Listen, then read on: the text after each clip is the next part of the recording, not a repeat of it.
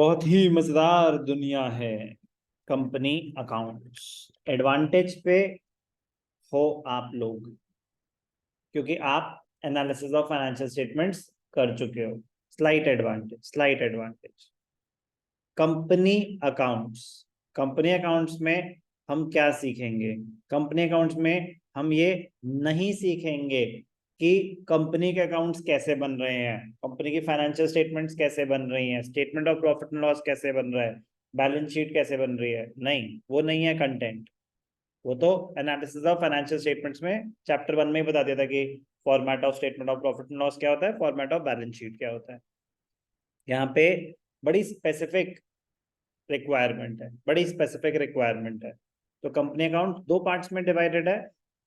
एक issue of shares, accounting treatment of issue of shares, और एक accounting treatment of issue of debentures. These are the two most important sources of finance for a company. There are other sources. हम bank loan भी ले सकते हैं, retained earnings भी होती हैं, but these are two most important sources of finance for a company. Company को पैसा रेज करना है तो क्या करे? कह रहे वो शेयर्स इशू कर सकती है, वो डिबेंचर्स इशू कर सकती है। कंपनी अकाउंट्स बोर्ड्स में 24 मार्क्स का है। पूरी पार्टनरशिप मिला के 36 मार्क्स की है।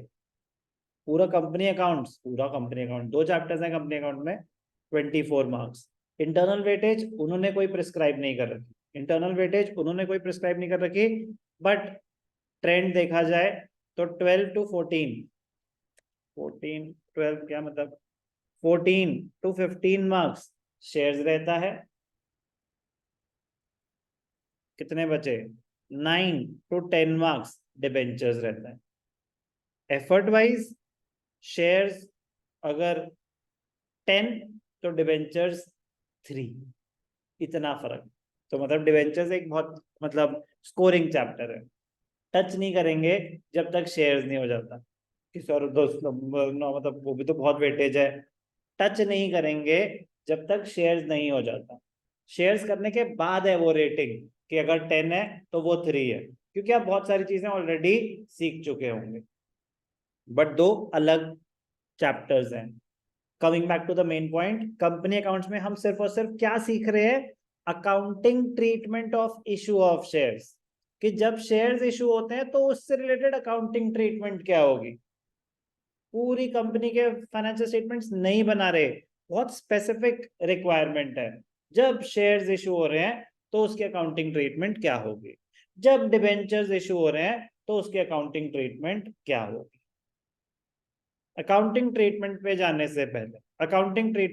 से पहले हम अपनी वोकैबुलरी स्ट्रॉन्ग करेंगे विद रिस्पेक्ट टू कंपनी, क्योंकि बचपन में हमने करा था सोल प्रोप्राइटरशिप, फिर हमने बहुत टाइम करा पार्टनरशिप। कंपनी अकाउंट आप एनालिसिस कर चुके हो, तो आई रिपीट आप एक एडवांटेज पे हो, क्योंकि कुछ टर्म्स आप दूसरी बार सुन रहे होंगे, बस उतनी ही एडवांटेज। अकाउंटिंग ट्रीटमेंट तो टच भी नहीं हुई है, बट वो टर्म्स कि सिक्योरिटीज प्रीमियम क्या होता है, सब्सक्राइब्ड कैपिटल क्या होता है, शेयर कैपिटल क्या होता है, एटलीस्ट ये टर्म्स आपने एक बार सुन रखी है। कराऊंगा तो मैं अभी भी 0 से ही, बट आप एडवांटेज पे होंगे। टेक्निकली डिबेंचर्स के दो पार्ट्स होते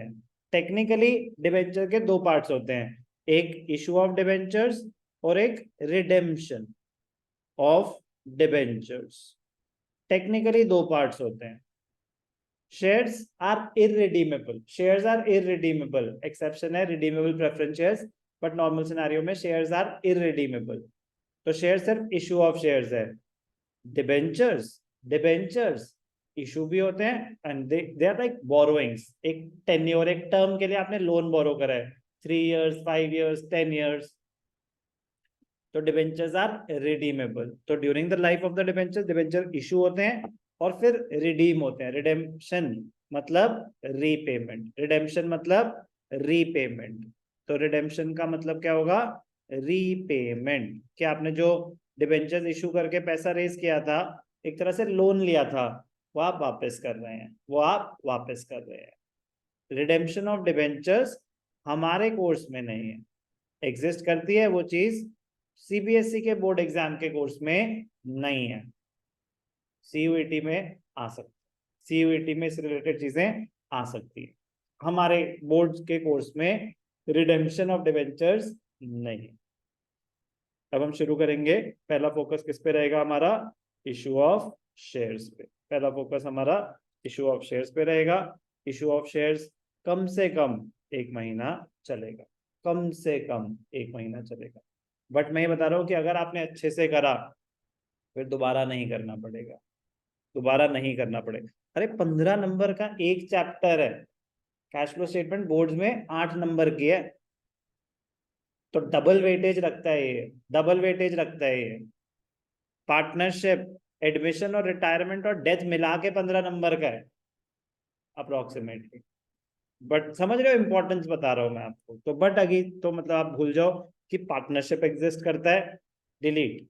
जब आप कंपनी अकाउंट्स कर रहे हैं तो सारा फोकस कंपनी अकाउंट्स पे, दोनों का आपस में कोई 0.01% भी रिलेशन नहीं,